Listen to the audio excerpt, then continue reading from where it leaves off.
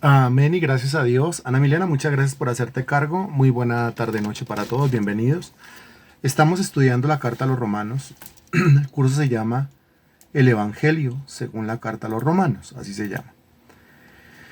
Estamos nosotros en una partecita que es la unidad número 3, que se llama El rechazo de Dios es culpa de los judíos. La lección número 3 más bien. El rechazo de Dios es culpa de los judíos, que abarca todo el capítulo 10 de la carta a los romanos. Nosotros ya estudiamos los versículos del 1 al 4, el tema los judíos trataron de ganarse la salvación. Nosotros ya estudiamos los versículos del 5 al 13, el tema salvación para todo el que cree. Esos versículos dicen lo siguiente. Un momento.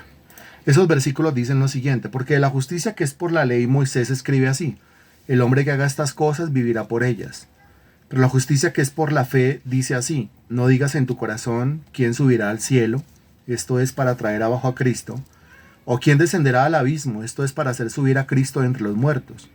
Mas que dice: cerca de ti está la palabra, en tu boca y en tu corazón. Esta es la palabra de fe que predicamos: que si confesares con tu boca que Jesús es el Señor, y creyeres en tu corazón que Dios le levantó de los muertos, serás salvo. Porque con el corazón se cree para justicia, pero con la boca se confiesa para salvación.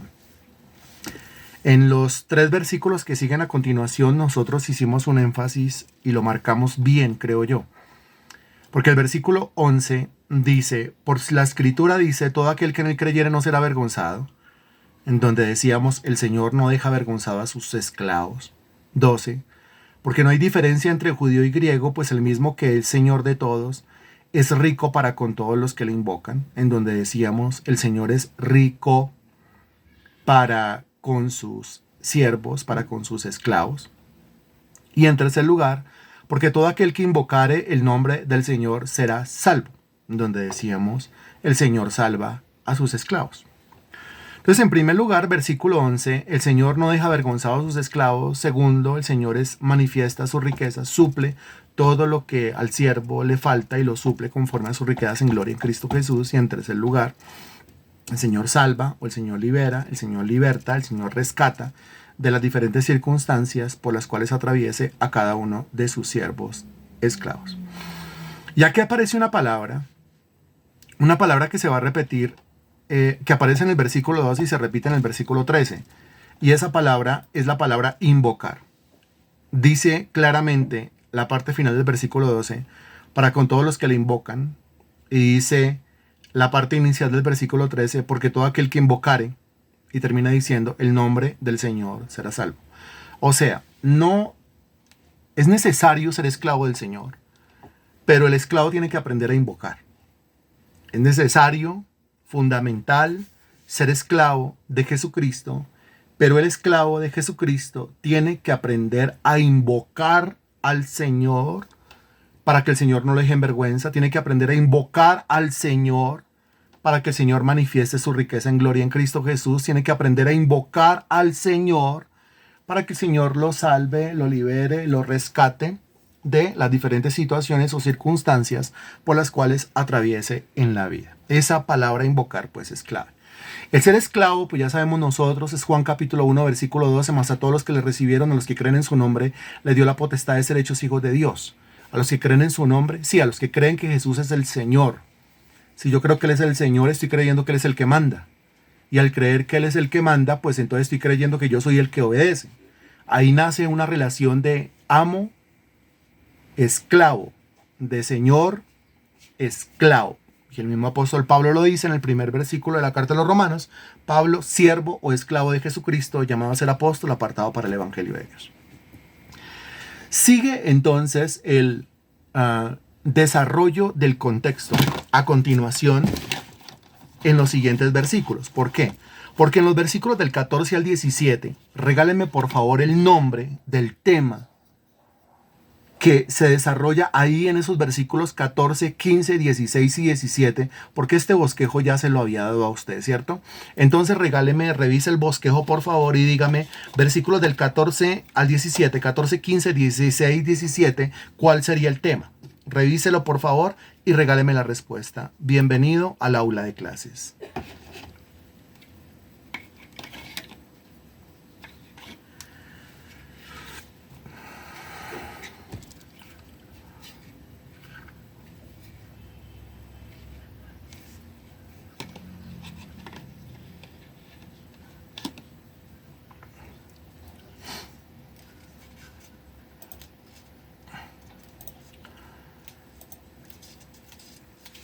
La pregunta es para todos, ¿no? La pregunta es para Milena, para Gloria, para Marta León, para Joana, para Diva, para Natalia, para Mario, para Carolina, para Zoila, para Liliana, para María Sánchez, para Marley, para todos. La pregunta es para todos. Yo ya le entregué el bosquejo, yo le repetí varias veces, 3 veces al menos le repetí el bosquejo, le pregunté si lo había escrito, le pregunté si lo tenía, usted me dijo que sí, ahora yo le pregunto a usted. Le pregunto, versículos 14, 15, 16, 17, que es la subdivisión que sigue en esta lección, dígame cuál es el tema de esos versículos.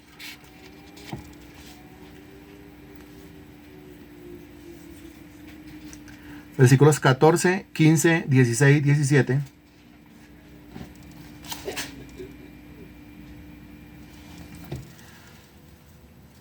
No, 14, 15, 16, 17. 14, 15, 16, 17. El tema es el Evangelio produce fe. Es el tema. O sea, es lo que está respondiendo correctamente Marley. Muy bien, Marley. Y es lo que está respondiendo correctamente Marta León. Muy bien, el Evangelio produce fe. Los demás están en el contexto de los versículos del 5 al 13. Salvación para todo aquel que cree, ¿no? Pero aquí estamos hablando de los versículos 14, 15, 16 y 17. Revíselo, por favor. Revíselo, por favor. Revise su bosquejo, por favor. Porque yo le dicté lo siguiente. Yo le dije, versículos del 1 al 4. Los judíos trataron de ganarse la salvación. Versículos del 5 al 7, al 13. Salvación para todo aquel que cree. Versículos del 14 al 17, el Evangelio produce fe. Versículos del 18 al 21, Israel rechazó la predicación. ¿Es así o no es así? Y lo repetimos varias veces. Primero centramos la cabeza, ¿no es cierto? Primero centramos la cabeza, creo que ese bosquejo lo tiene. Marta León está diciendo que ese bosquejo lo tiene. Y la señora María Sánchez está diciendo que sí. Y Mario está diciendo que sí, que es... Ah, bueno, entonces hubo una confusión, gracias. Pero ¿ya salimos de la confusión todos? ¿Ya salimos de la confusión? Recuerde, trabajamos sobre bosquejos. Trabajamos sobre bosquejos. El bosquejo nos ayuda a saber qué hemos estudiado ya, qué tenemos que estudiar en el momento y qué nos falta por estudiar. Por eso trabajamos con bosquejos. Muy bien, pues hay que mirar bien. Y bueno, ya salimos de la confusión, ya estamos mirando correctamente. ¿Qué dicen ustedes? ¿Ya podemos entrar? Versículos 14, 15, 16, 17, ¿qué me dice usted? ¿Hay todavía confusión? Si iniciamos con confusión, no se puede. ¿Iniciamos, no iniciamos? ¿Arrancamos, no arrancamos? ¿Qué dice usted? Ya caímos en cuenta, Ana Milena, ya caímos en cuenta, Gloria, ya caímos en cuenta, bueno, a todos, ya caímos en cuenta, ya estamos ahí, ¿sí? Hágame el favor usted y levante la manito, por favor, llamemos a lista. Levante la manito, queremos saber si está usted ahí, por favor. Gracias, Joana, por levantar la manito. Gracias, Liliana. Gracias, Marta León. Gracias, María Sánchez. Gracias, Natalia. Gracias, Denise. Gracias, Milena. Gracias, Mario. Gracias, Carolina. Levante la manito. Es solamente oprima ahí donde está la manito. Usted encuentra una manito así, ahí donde usted oprime. ¡Plim! ¿Qué tengo que hacer? Oprimir. ¡Tin! Cuando sabemos, usted está ahí y está prestando atención.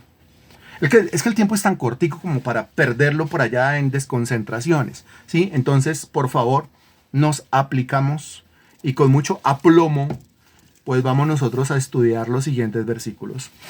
Mire cómo comienza el versículo 14, por eso era necesario repetir esto. Porque el versículo 14 dice, ¿cómo pues invocarán a aquel en el cual no han creído? Y a continuación dice, ¿y cómo creerán en aquel de quien no han oído? ¿Y cómo oirán sin haber quien les predique? Esto es fabuloso. Esto es fantástico lo que usted encuentra acá. En este versículo, que es el versículo 14, usted encuentra 3 preguntas. Dese cuenta que hay 3 preguntas. La primera pregunta, ¿cómo pues invocarán a aquel en el cual no han creído? Segunda pregunta, ¿y cómo creerán en aquel de quien no han oído? Tercera pregunta, ¿y cómo oirán sin haber quien les predique? Son 3 preguntas. 3 preguntas. Ok, yo como siempre con mis cuadritos, entonces usted me ve que yo agacho la mirada, inclino la mirada, es porque estoy haciendo cuadritos. Yo también necesito aprender. En la primera pregunta, versículo 14 dice, ¿cómo pues invocarán? La misma palabra que aparece en el versículo 12, la misma palabra que aparece en el versículo 13, ¿cierto? En el versículo 12 la palabra invocarán, lo estábamos diciendo en la introducción. En el versículo 13 la palabra invocarán aparece también en ese versículo. El versículo 12 El mismo que es Señor para todos, es rico para con todos los que le invocan. Y el versículo 13, porque todo aquel que invocare el nombre del Señor será salvo. ¿Y qué estábamos diciendo nosotros? Lo que estábamos diciendo nosotros es que es necesario que nos convirtamos en esclavos de Jesucristo. Es necesario que Cristo sea nuestro Señor, pero también es necesario que el esclavo aprenda a invocar a su Señor. Es necesario que el esclavo aprenda a llamar a su Señor, a comunicarse con su Señor, a conversar con su Señor. Eso lo estábamos diciendo, ¿no es cierto? Pero entonces, a continuación, hay un desglose sumamente lógico. El argumento del apóstol Pablo es sumamente lógico, porque dice, versículo 14, pero ¿cómo pues invocarán, ¿sí?, a aquel en el cual no han creído? Sumamente lógico. La pregunta dice, ¿cómo pues invocarán a aquel en el cual no han creído? Indicando que si una persona llega al punto de invocar a Jesús como Señor, de llamar a Jesús, de reconocer a Jesús su Señor, es porque antes, ¿qué hizo esa persona según la primera pregunta?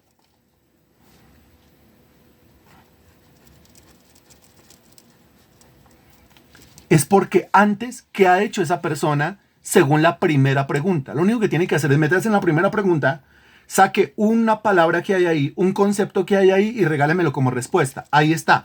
Exactamente así. Muy bien. ¿Cómo pues invocarán a aquel en el cual no han creído? Lo cual quiere decir que si una persona llega a invocar a Cristo como Señor, es porque primero creyó. El creer. Creer antes de invocar. Creer antes que invocar. Ahora, si el individuo debe invocar a Cristo como su Señor, pues en lo que tiene que creer es en qué? Pues en lo mismo. Debe creer que Jesucristo es el Señor. Debe creer que Cristo, Romanos capítulo 14, versículo 9, que Cristo para esto murió y resucitó y volvió a vivir. ¿Para qué? Para ser Señor así de los muertos como de los que viven. Tiene que creer que uno de los propósitos fundamentales de la muerte y la resurrección del Señor Jesucristo fue darle a Cristo un nombre que es en realidad un título en el griego, un título que es sobre todo título, para que en el título del Señor Jesús se doble toda rodilla, los que están en los cielos, en la tierra, debajo de la tierra, y toda lengua confiese que Jesucristo es ¿quién? Toda lengua confiese que Jesucristo es ¿quién? Según el texto bíblico. Toda lengua confiese, gracias por participar, toda lengua confiese que Jesucristo es el Señor. Pero entonces, lógicamente, no va a confesar con su lengua que Jesucristo es el Señor si primero no ha creído internamente que Él es el Señor. Antes de la invocación que se hace con la boca, viene la fe o viene el creer que ocurre en el interior del individuo, exactamente en su mente y en su corazón. Porque recuerde usted que la fe es certeza de lo que se espera, convicción de lo que no se ve. Y hemos explicado ya en múltiples ocasiones que la certeza pertenece a la cabeza y la convicción pertenece al corazón. Si ya el individuo está confesando que Jesucristo es el Señor, es porque antes lo creyó con su cabeza y lo creyó con su corazón. O sea, nació la certeza y nació la convicción. ¿Estamos claros con esto? Ojo, voy dejando claro concepto tras concepto tras concepto, porque es que ahorita se va juntando otro concepto más otro, más otro, más otro, más otro, más otro. ¿Sí? Y necesitamos armar el gran rompecabezas contenido en estos versículos 14, 15, 16, 17. ¿Está claro esto?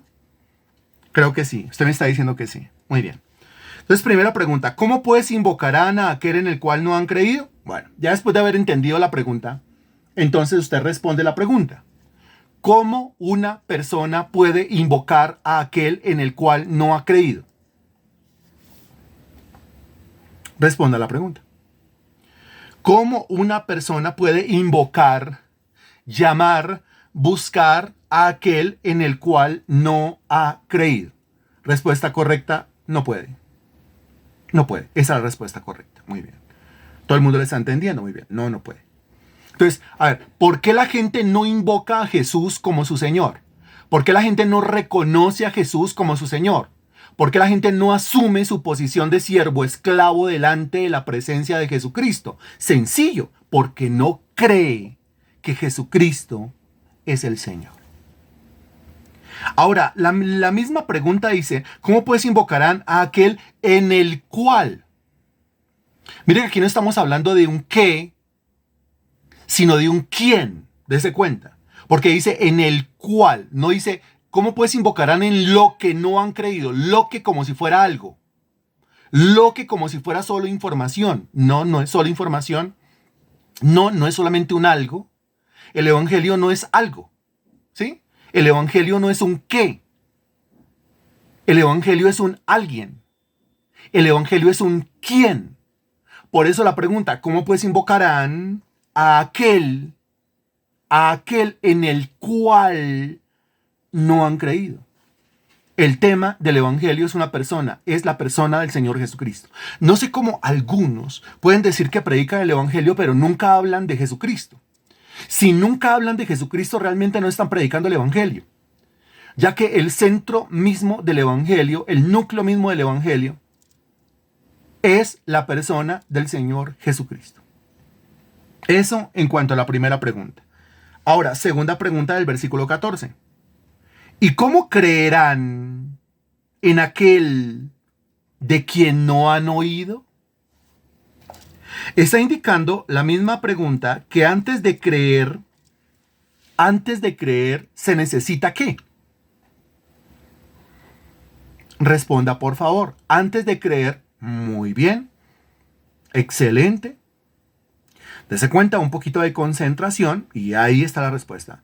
Antes de creer se necesita que, ahí dice, o sea, es lo único que tiene que hacer es revisar la pregunta y usted extraiga la palabra y ya, no se complique, no se complique, no se complique. Ahí dice claramente, ¿cómo creerán en aquel de quien no han oído? Quiere decir que antes de creer, la persona necesita oír, ¿cierto? Entonces tenemos la primera palabra, invocar, ¿cierto? Tenemos la segunda palabra, creer. Y tenemos la tercera palabra, oír. Debo invocar a Jesús como Señor.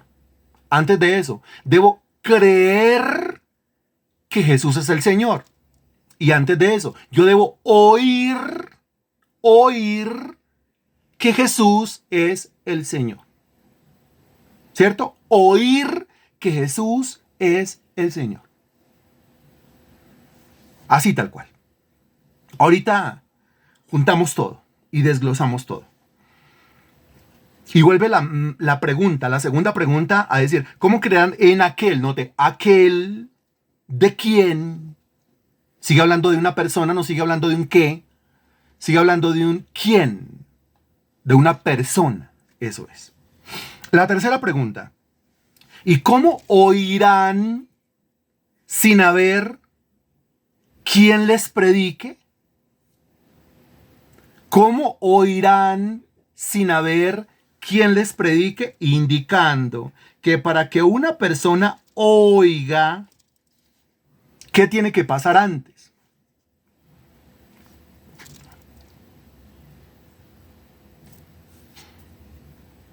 Para que una persona oiga, ¿qué tiene que pasar antes? Lo que tiene que pasar antes es la predicación. Y dice claramente, sin haber quien les predique, o sea que tiene que aparecer alguien que le predique. Alguien que le predique.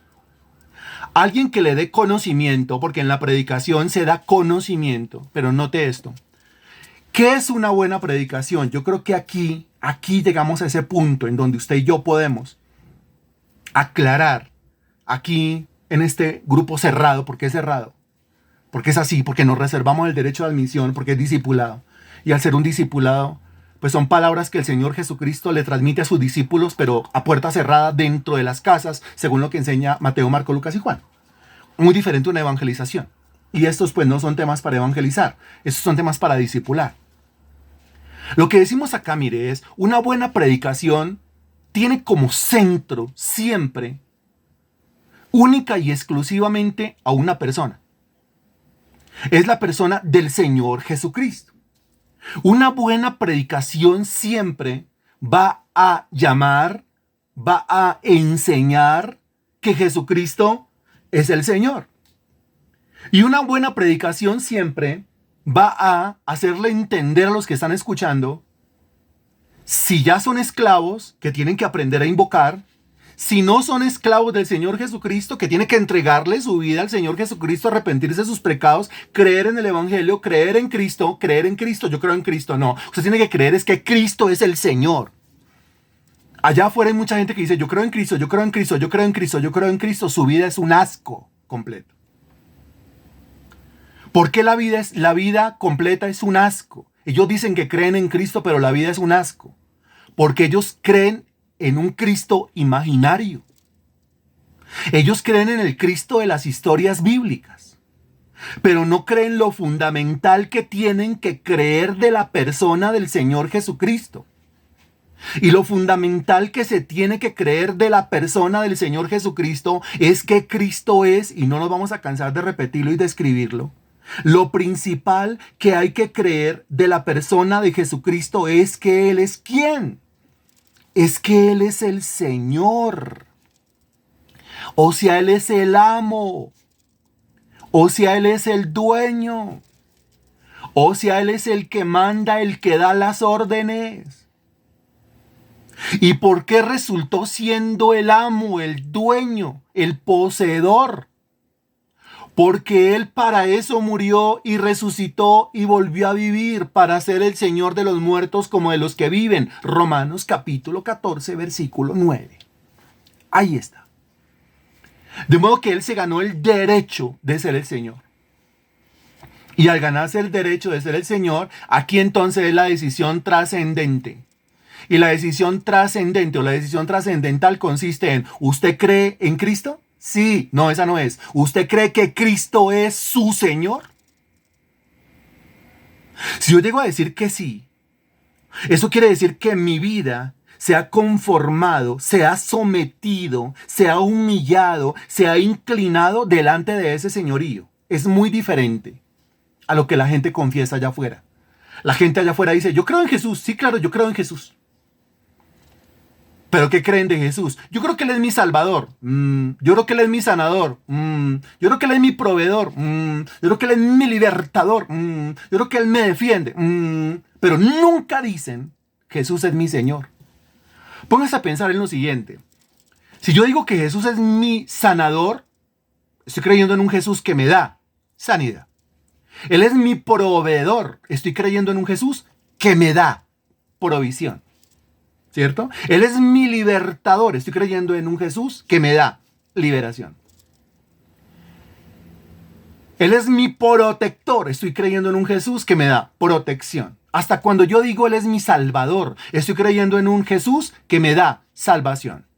La gente cree en un Jesús que les da y les da y les da y les da y les da y les da y les da. ¿Cuál genio que sale de la lamparita cuando se frota la lamparita? Pero la gente allá afuera no cree en un Jesús al cual nosotros tengamos que darle. Si yo reconozco a Jesús como Señor, yo tengo que darle a Él. ¿Qué tengo que darle a Él si yo lo asumo como Señor? ¿Qué tengo que entregarle a Él? Ayúdeme, por favor. Esta es pregunta para usted. Cuando yo reconozco a Cristo como Señor, no estoy hablando de alguien que me da, que ya me dio. Estoy hablando es de alguien al cual yo tengo que darle. ¿Tengo que darle qué? Tengo que darle mi vida completa, mi obediencia completa, mi servicio completo. Eso sí es algo transformador. Eso es algo transformador. Completamente transformador. Y es la única doctrina que realmente a usted lo cambia, a usted lo transforma, a usted lo vuelve otra persona. Es la única. Si usted lo tiene claro aquí en la cabeza, si usted lo tiene claro allá en el corazón, si usted lo tiene claro allá en el centro de su vida, es que Él es mi Señor, yo soy su siervo, esclavo, y yo a Él le debo mi vida. Yo a Él le debo entregar mi vida. La Biblia dice que yo soy pueblo adquirido, quiere decir comprado a precio de sangre, quiere decir no soy mío, lo dirá Romanos capítulo 14, cuando lleguemos allá usted se lo va a encontrar, yo no soy mío, Yo no me pertenezco a mí mismo, yo le pertenezco a otro. ¿A quién? A Jesucristo. Yo no puedo decir mi vida. Yo no puedo decir yo hago con mi vida lo que yo quiera, porque si ni siquiera es su vida, pues mucho menos si quieren pensar en hacer con su vida, porque no es suya, lo que usted quiera. Es una cosa completamente diferente. Sin embargo, o sea, estamos en pleno siglo XXI, ¿no es cierto? Donde se supone, pues imagínense cuántos siglos de predicación del Evangelio, y toca en este siglo, toca en estos años, toca en esta época decirle a la iglesia lo que es el Evangelio. O sea, estamos en la tarea de reevangelizar a los evangélicos. Estamos en la tarea de recristianizar al cristiano, porque el cristiano doctrinalmente, lamentablemente, no sabe ni dónde está parado.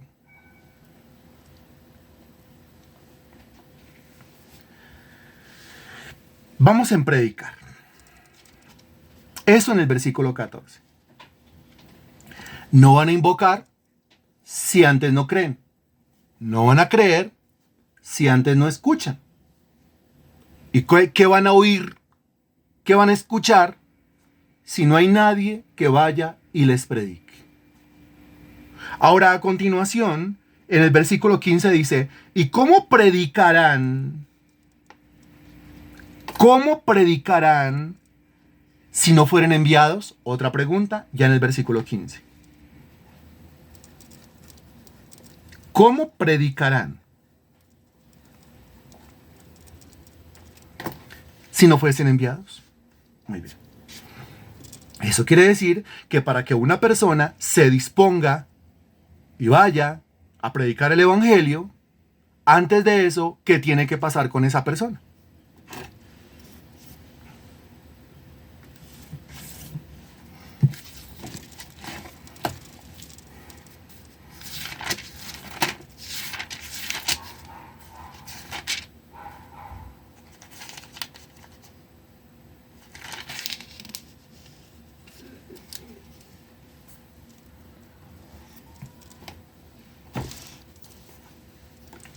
¿Debe qué? Debe ser enviado.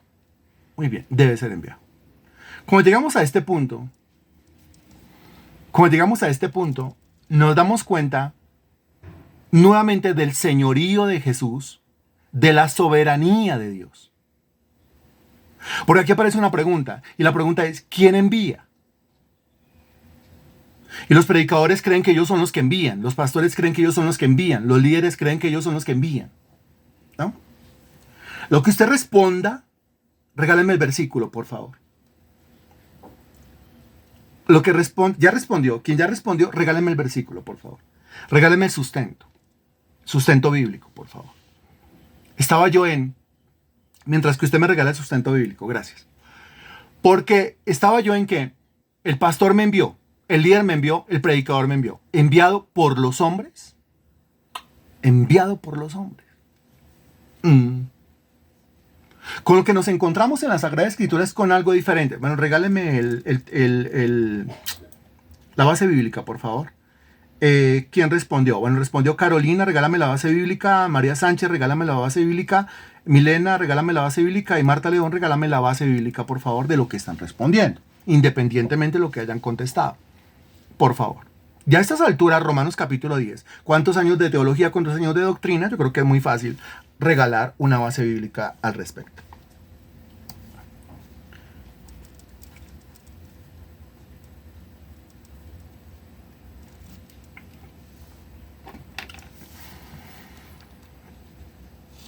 Silencio, no hay base bíblica. Ok, muy bien. Mateo capítulo 9, versículo 38, búsquelo por favor.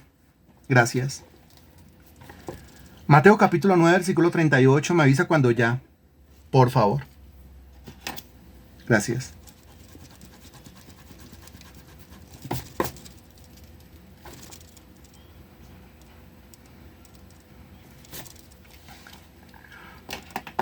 Gracias. Dice, rogad pues, ve lo que dice, al Señor de la mies, note, que envíe obreros a su mies. Según Mateo capítulo 9, versículo 38, ¿quién es el que envía obreros a la mies? Ahora, ¿cuál mies? Mira el contexto. Versículo 35. Recorría Jesús todas las ciudades y aldeas enseñando, o sea, predicando, en las sinagogas de ellos, y predicando el evangelio del reino, y sanando toda enfermedad y toda dolencia en el pueblo. Y al ver las multitudes, tuvo compasión de ellas, porque estaban desamparadas y dispersas como ovejas que no tienen pastor. Entonces dijo a sus discípulos: a la verdad, la mies es mucha, mas los obreros pocos. Cuando dice la mies es mucha, él está hablando de, versículo 36, una multitud desamparada que anda como ovejas sin pastor. Al hablar de la mies es mucha, usted tiene que unirlo a lo que se dijo en el versículo 35. Recorría Jesús todas las ciudades y aldeas enseñando, predicando y sanando. Y el versículo 37 dice: entonces dijo a sus discípulos: a la verdad la mies es mucha, mas los obreros pocos. O sea, hay mucha gente sin el conocimiento. Hay mucha gente sin el evangelio. ¿Sí? Ahora mire esto. Hay mucha gente con un evangelio que no es el evangelio, pero que el cristiano que sí tiene el evangelio da por hecho que los demás tienen el correcto evangelio. Pero cuando el Señor dice que la mies es mucha, o sea, los que no conocen el verdadero evangelio, la mies es mucha y los obreros pocos, es un principio que independientemente que haya pasado unos 2000 años aproximadamente del momento en el cual el Señor Jesucristo lo dijo, sigue estando vigente el versículo. En este tiempo, la mies sigue siendo mucha. Los obreros, o sea, los predicadores, siguen siendo pocos. ¿Qué hacemos? No, pues hay que enviar predicadores. Muy bien, enviémoslos. No, porque el versículo 38 dice: rogad pues al Señor de la mies. ¿Quién es el Señor de la mies? El Señor. El Señor de la mies es el Señor. Rogad pues al Señor de la mies que envíe obreros a la mies. O sea, que envíe predicadores, que envíe gente con el verdadero evangelio y que vaya y les enseñe.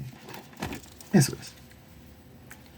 Estimado hermano y hermana en Cristo, si usted y yo no estamos predicando el evangelio, usted y yo no estamos haciendo nada. ¿Cuántas veces me ha escuchado decir esto? Muchísimas. Pero volvemos al asunto. Si yo estoy viviendo mi vida normal, cotidiana, rutinaria, monótona, al día a día, entre desayunos, almuerzos, comidas, oficina, trabajo, empresa, fábrica, sueldo, hacer mercado, comprarlo del diario, la diligencia, la EPS, llevar a los niños, traer los niños, sacar el perro, entrar el perro, etcétera, etcétera, etcétera, etcétera. Pero yo no estoy de manera formal, de manera sistemática, de manera responsable, predicando el evangelio. Yo estoy jugando a ser cristiano. Yo estoy jugando a ser esclavo de Cristo. Yo estoy jugando cuando digo que Jesús es mi Señor. Le acabé de preguntar a usted. Si usted reconoce que Jesús es su Señor, está reconociendo que le tiene que entregar, que le tiene que dar. Usted dijo, mi vida, le tiene que dar su vida. Muy bien. Hay mucho cristiano que dice, yo le entregué mi vida a Jesús. Le entregó su vida a Jesús, nunca predica el evangelio. Le entregó su vida a Jesús, nunca sienta a nadie para decirle en la cara, Jesús es el Señor. Nunca sienta a nadie. Y cuando ha tenido la oportunidad de sentar a alguien, lo ha hecho una vez, 2 veces y ha sacado el cuerpo, lastimosamente. Y eso se ha quedado ahí, y eso se ha acabado, y eso se ha apagado. Y no ha buscado otro lugar, y no ha buscado otras personas, y no ha ido, y no le ha pedido a Dios que le abra más puertas. Son otras personas las que asumen esa predicación, y qué tal que los que estén asumiendo esa predicación sean gente que tiene un evangelio pervertido, que tiene una doctrina torcida, y yo que tengo el conocimiento, yo no lo hago. ¿Por qué no lo hago? Porque es que el trabajo. ¿Por qué no lo hago? Porque es que el tiempo. ¿Por qué no lo hago? Porque la hija, porque el hijo, porque el marido, porque la esposa. O sea, metiéndonos en problemas con Dios. Metiéndonos en problemas porque nosotros los esclavos del Señor sabemos que todo aquello que coloquemos como pretexto para no servirle al Señor Jesucristo, todo eso lo vamos a perder. Con todo eso vamos a tener problemas. ¿Cuántas mujeres no han perdido a sus maridos porque era la excusa para no servirle a Jesucristo? Pues ahora sin marido. ¿Cuántos hombres no han perdido a sus mujeres porque así fue la excusa para no servirle a Jesucristo? Ahora tome, sin mujer. ¿Cuántos hombres, mujeres no han perdido a sus hijos? ¿Cuántos hijos no han perdido a sus padres porque era la excusa perfecta para no servirle a Jesucristo? Entonces tome. ¿Cuánta gente no ha perdido su trabajo? ¿Cuánta gente no ha perdido su economía? ¿Cuánta gente no ha perdido sus bienes? Porque era la excusa perfecta para no servirle a Jesucristo. Entonces tome, sin trabajo, sin economía y sin bienes. Es que es así. Si lo viéramos así de serio, pero siempre lo vemos desde un romanticismo ficticio. Y cuando nosotros vemos esto desde un romanticismo ficticio, pues nosotros estamos omitiendo, ignorando, haciéndonos los locos delante de la verdad de que Él es el Señor, de que tiene toda potestad en el cielo, en la tierra y debajo de la tierra, de que delante de Él tiemblan los demonios, de que delante de Él su pueblo se tiene que sujetar, se tiene que someter. Pero ¿cuál es la excusa? Cualquiera que sea la excusa. Jehová destruirá a los ídolos, dice la Sagrada Escritura. ¿Y qué es ídolo? Todo aquello que me impida servir. Cada uno de nosotros tiene un llamado a servir. Cada uno de nosotros tiene un llamado a tener su propio ministerio. Su ministerio consiste en tome el evangelio, lo que usted conoce, y lléveselo a otra persona. De lo contrario, está jugando a ser cristiano. Está jugando a ser cristiana. Está jugando a ser siervo, a ser esclavo de Cristo. De lo contrario, cuando dice Jesús es mi Señor, se acordará usted de Mateo capítulo 7, en donde dice, muchos me dirán en aquel día, Señor, Señor, en tu nombre hice esto. Señor, Señor, en tu nombre hice lo otro. Señor, Señor, en tu nombre fui. Y yo les diré, nunca los conocí. Apartaos de mí, hacedores de maldad. ¿Usted para qué cree que Dios a mí me da todo este conocimiento? ¿Usted para qué cree que Dios me da a mí toda esta información? Obvio, para yo entregársela a usted. Lo cual quiero hacer, lo cual he hecho, estoy haciendo y quiero seguir haciendo de una manera cumplida. Ahora, ¿usted para qué cree que Dios le da toda esta información que está recibiendo? ¿Usted para qué cree que Dios le ha dado la información que ha recibido durante todos estos años? ¿Para qué cree que le ha dado todos los versículos, toda la doctrina, toda la teología? ¿Para qué cree que le da lo de los lunes y lo de los martes y lo de los miércoles y lo de los viernes y lo de los domingos? ¿Para qué cree que le da todo eso? ¿Para qué? Para predicarla. Muy bien. Ahora, me agarro de lo que usted está contestando. Agradezco a quien está participando. Carolina dice, para predicarla. Eso quiere decir que si lo que yo voy recibiendo no lo voy predicando, yo no estoy haciendo nada. Así confrontémonos con esto. Me agarro de lo que escribe Marta León para que yo la lleve y lo hable. Muy bien, eso quiere decir que lo que yo estoy recibiendo, si no lo llevo y lo hablo, no estoy haciendo nada aquí realmente. Para usarla en su servicio. Muy bien, eso quiere decir, eso lo responde Ana Milena, eso quiere decir que si con la información que yo tengo no le estoy sirviendo al Señor Jesucristo, yo no estoy haciendo nada. No estoy haciendo nada. Deudores somos, muy bien, Romanos capítulo 1, muy bien. Para predicar, muy bien, mire, pero venga, hay que predicar el evangelio, venga. ¿Qué tal si en su casa, abra su casa, la sala de su casa, invitemos personas, vamos a predicar? Si quiere, yo voy y le predico. Si quiere, yo voy y predico. Y ni así, con algunas personas, mire, ni así. Ni así. Siempre tendrán una excusa, siempre tendrán un pero, siempre tendrán una autojustificación para no hacerlo. Son vidas que dan lástima. Así de sencillo. Son vidas que dan lástima. ¿En quién estoy pensando en este momento? En el Señor Jesucristo colgado en la cruz del Calvario agonizando. Su cuerpo fue molido, su sangre está siendo derramada hasta la última gota, está agonizando. Para que yo diga que no, que es que predicar es muy complejo, que es que reunir gente es muy complejo, que es que dar el mensaje es muy complejo. Es gente que realmente da lástima. Son dignos de conmiseración, como dice la Escritura. Son dignos de lástima, son dignos de pesar. Pero es que yo no me siento capacitado para predicar. Esa excusa sabe a cacho. Esa excusa sabe a cacho. Cuando uno lleva un año recibiendo doctrina, mire, un año, aquí predicamos casi todos los días. Pero bueno, que prediquemos, digamos, 5 veces por semana. Imagínense, eso ya es bastante. 5 veces por semana, ¿no es cierto? Multiplique eso por 4. 4 semanas de un mes, 20. Ahora multiplique eso por 12 meses del año. 12 por 4, 48. Mínimo 50 sermones tiene usted ahí. Ahora, si lo multiplica por años, digamos que lleva 10 años, entonces son 500 sermones mínimo tiene ahí. 500 clases mínimo. Para que digan, no me siento capacitado, no me siento capacitado. Pura carreta, mi estimado hermano en Cristo. Eso no se lo cree nadie. Eso no se lo cree ni siquiera usted. Pero bueno, entonces, si no se siente capacitado, no se lo creo. Pero entonces yo voy y le predico. Usted abra las puertas de su casa, usted invite gente y yo voy y le predico. No, tampoco. ¿Por qué? No, porque es que mi casa no. ¿Por qué? Porque es muy chiquita. ¿Cuántos caben? ¿2 o 3? 2 o 3, con 2 o 3 está perfecto. No le estoy pidiendo que tenga una sala donde quepan 20, 30, 200 o 300. 2 o 3, maravilloso. Es una iglesia y no despreciamos ni a uno. 2 o 3. No, tampoco. ¿Por qué? Porque a esa hora yo no puedo, porque a esa hora el otro no puede. ¿Por qué? Porque es que eso significa que toca dar agua de panela. No puedo creerlo, chichipato. Pues entonces no del refrigerio usted, lo llevamos nosotros, damos nosotros el refrigerio. Pero no, siempre habrá un pero. No estoy hablando de todo el mundo, estoy hablando de algunos. Que dan lástima. No, pero es que tampoco, porque no se podría ni hacerlo yo ni usted presencial. Entonces, ¿qué puede hacer? Mire, usted puede coger una de estas clases, usted puede invitar personas, ¿sí? A su casa. Usted puede invitarlas unas onces, café, chocolate, aromática, tinto, lo que sea. Y usted puede colocarle una de estas clases ya pregrabadas ahí en el portal de YouTube, póngaselas en el televisor de la sala de su casa.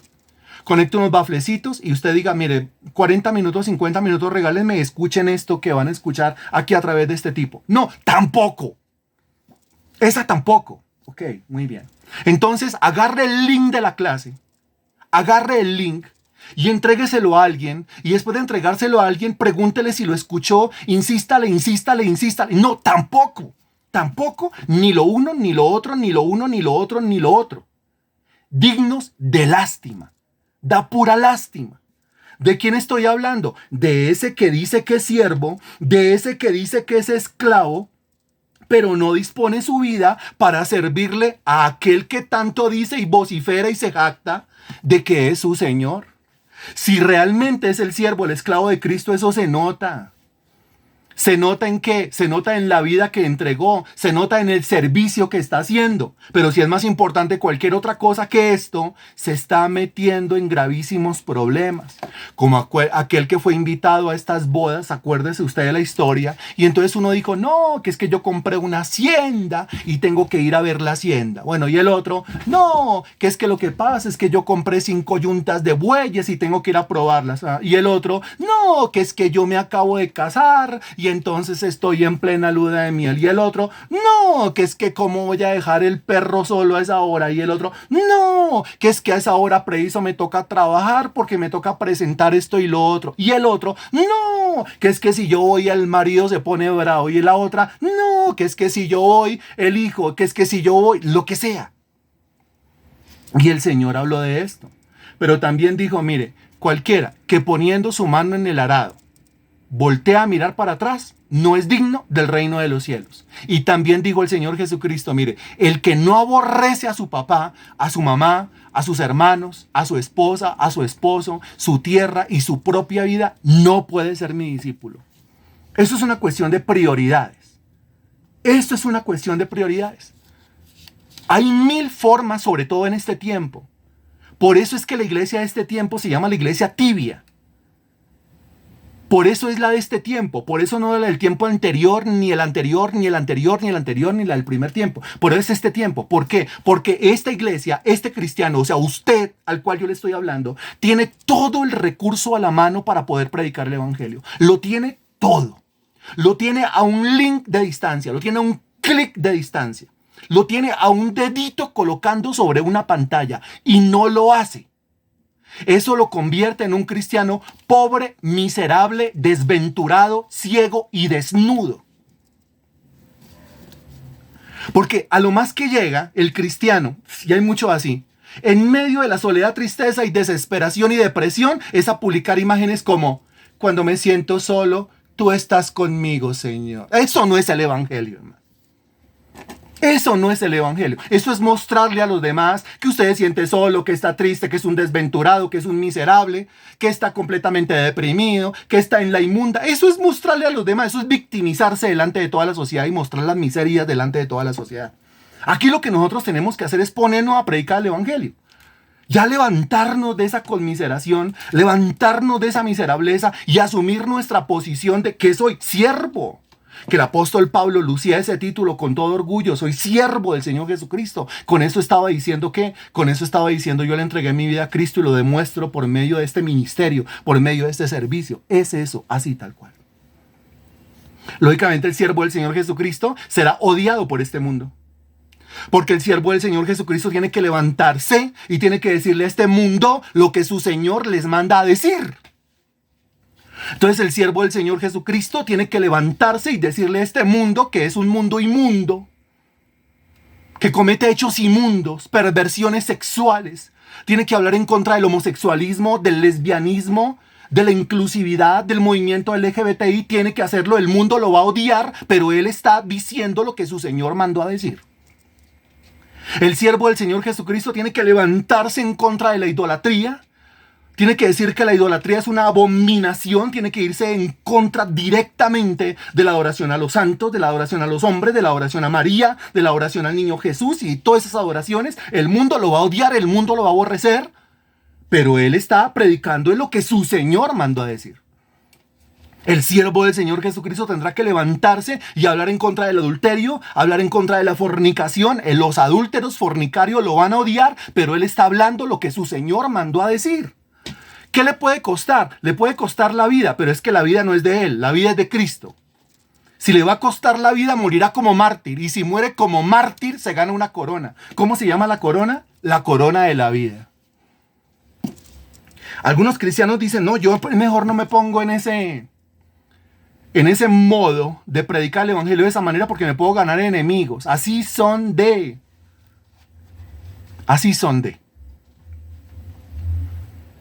Pero al Señor Jesucristo no le importó sufrir el vituperio, el escarnio, los golpes, los azotes, las burlas, el abandono, la soledad, el martirio, la flagelación, la cruz del Calvario,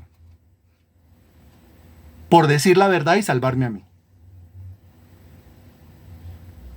Si en algún momento el Señor Jesucristo se hubiese arrepentido y hubiese dicho, no, esto a mí me va a costar mucho, esto a mí me va a doler mucho, ¿sabe qué? Yo no me siento capacitado, yo me voy para mi cielo, de allá yo soy Dios, yo no tengo por qué estar en estas, nada hubiese pasado, al menos con Él, todo hubiese pasado con nosotros, pero no se arrepintió.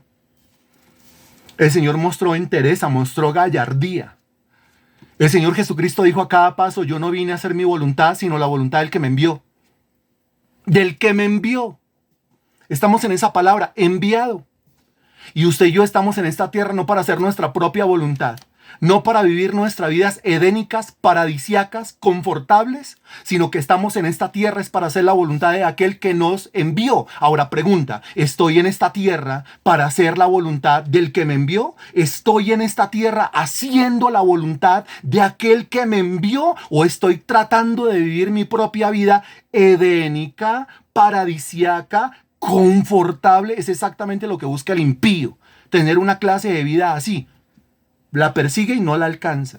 Nosotros estamos en esta tierra es para una cosa completamente diferente. Que la gente nos vea que estamos predicando, que la gente nos vea que estamos orando, que la gente nos vea que estamos censurando, que la gente nos vea que estamos contendiendo ardientemente por la fe una vez dada a los santos. De lo contrario, de nada sirve. Estoy jugando. No soy lo que vocifero ser. Si usted ha dejado la predicación del evangelio, retome la predicación del evangelio. Ay, pero es que el esclavo no dice, pero es que el esclavo no pone pero, es el Señor el que condiciona, el esclavo no condiciona nada. Volvemos al texto. ¿Cómo predicarán si no fueren enviados? ¿Quién es el que envía? El que envía es el mismo Señor de la mies, según Mateo capítulo 9, versículo 38. Ahora, frente a esto, el Señor envía, pero acuérdese de la historia. El padre de familia tenía una viña y tenía 2 hijos. Y le dice a un hijo, hijo, ve a trabajar a mi viña. Y él dice, sí, ya voy. Y no fue.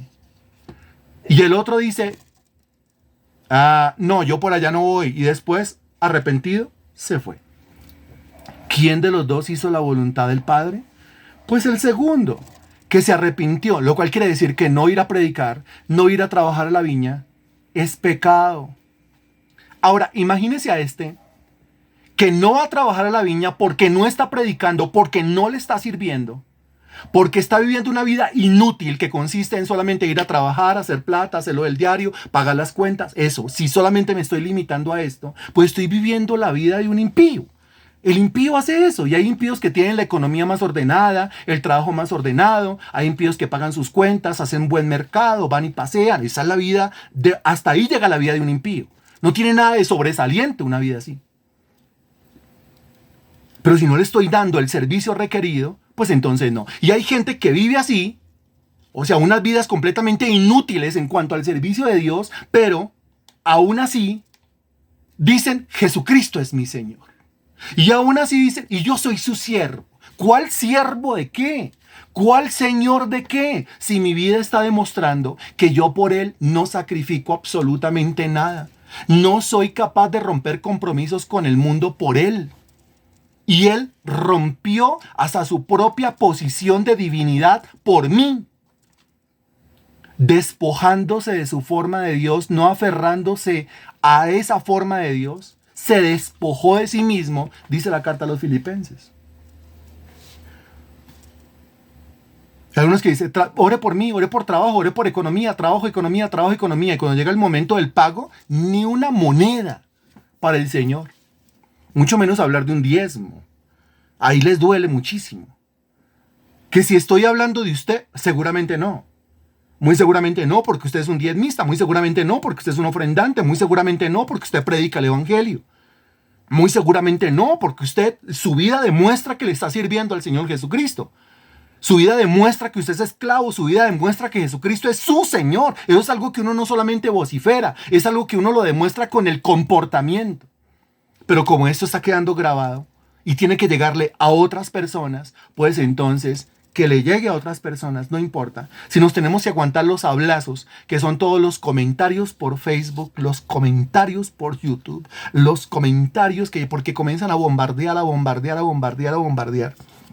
le recuerdan a uno, a la señora madre de uno, a cada rato en esos comentarios, pero no importa. Si el mundo me aborrece, eso quiere decir que algo se está haciendo bien, algo se está haciendo correctamente. El problema es cuando el mundo nos ama, cuando el mundo nos quiere y cuando no tenemos problemas con el mundo. ¿Cómo predicarán si no fueren enviados? Como está escrito, note lo que dice. Cuán hermosos son los pies de los que anuncian la paz, de los que anuncian buenas nuevas. Aquí hay unos pies que son hermosos.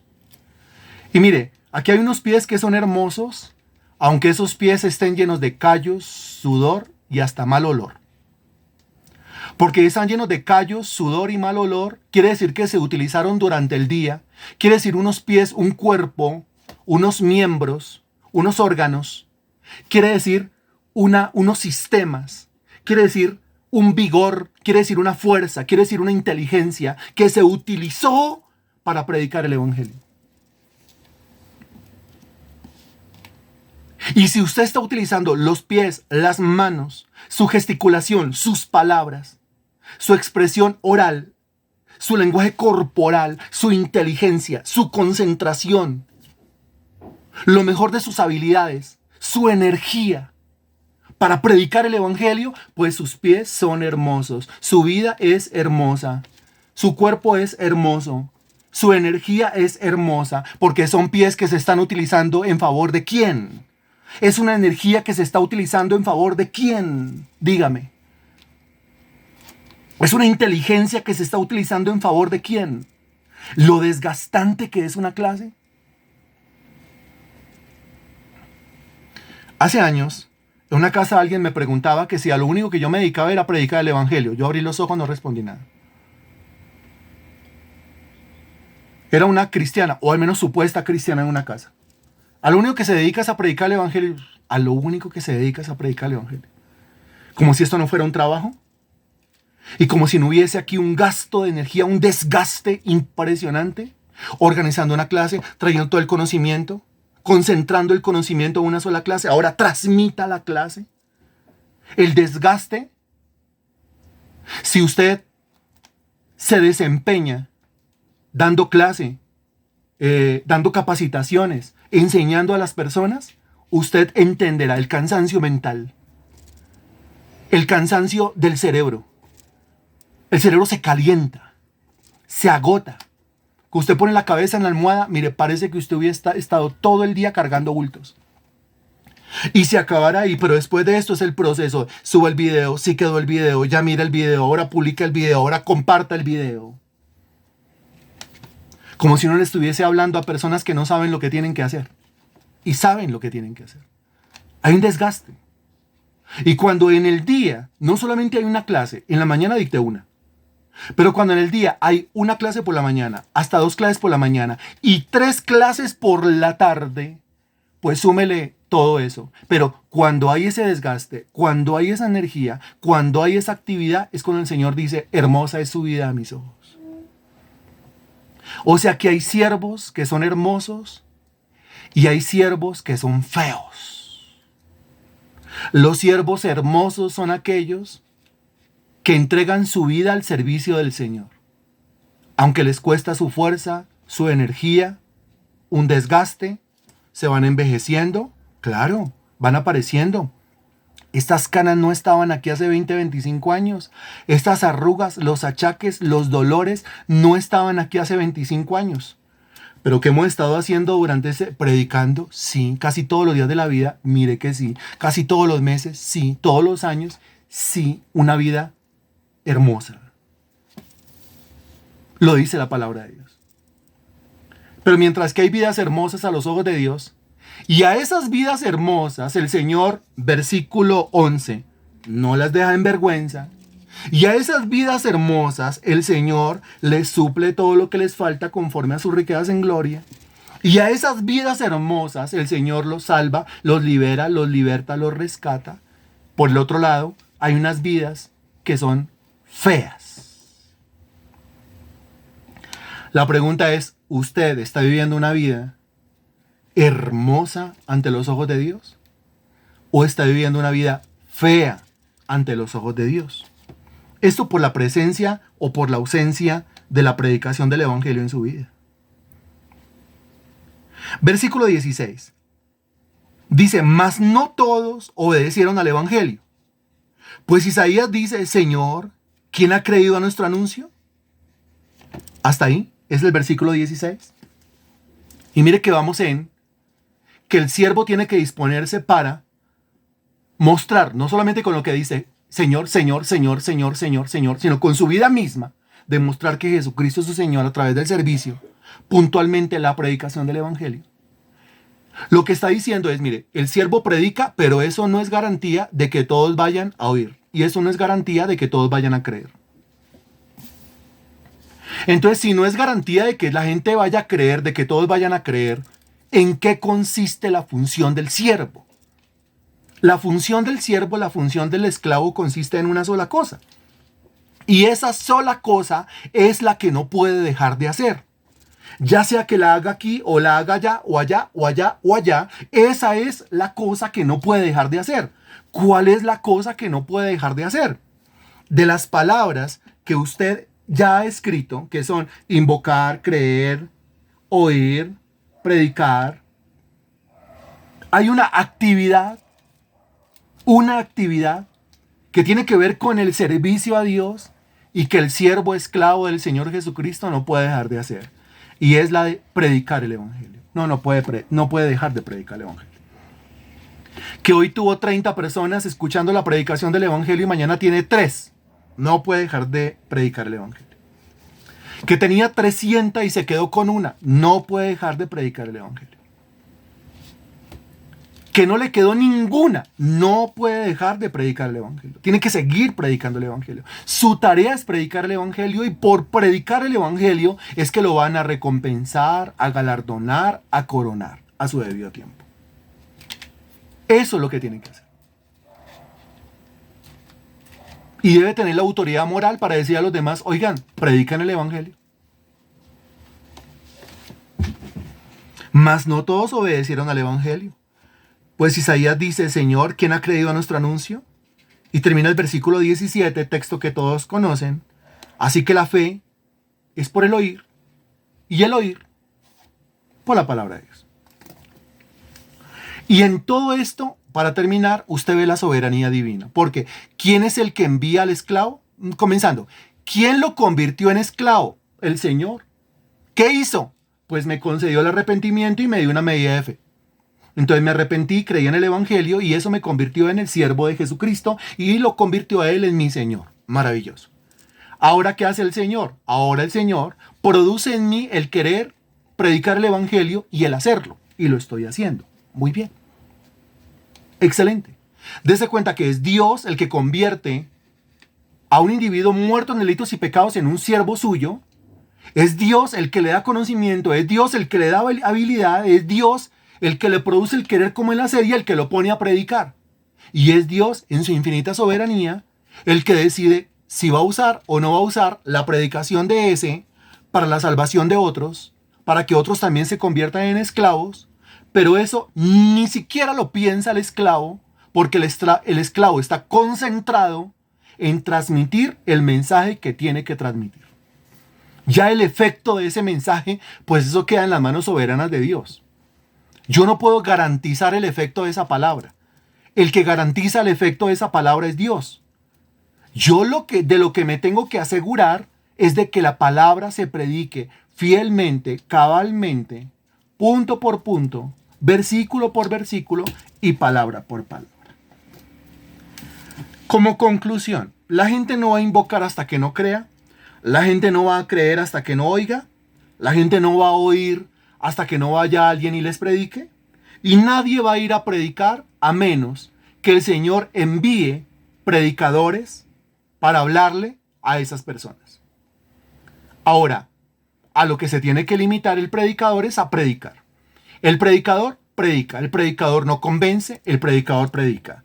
El predicador no salva, el predicador predica. El predicador no dispone a nadie, el predicador predica. El predicador no llena iglesias, no llena salones, no llena locales, el predicador predica. ¿A qué se tiene que limitar?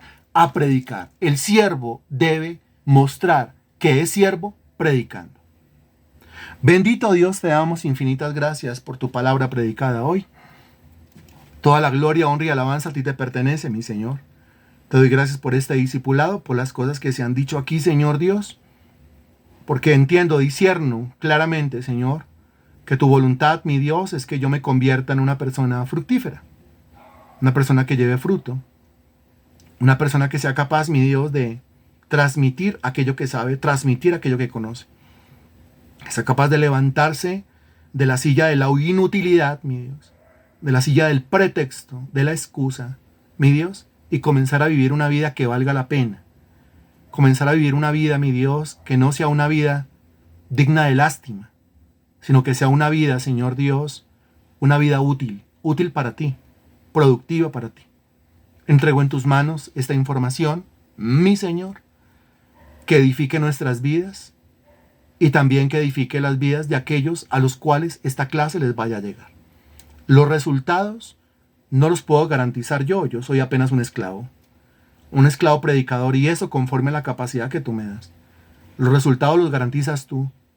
Uno es el que siembra, otro es el que riega, tú das el crecimiento. Da el crecimiento que tú consideres adecuado. Te lo pedimos en el nombre del Señor Jesús. Amén y gracias a Dios.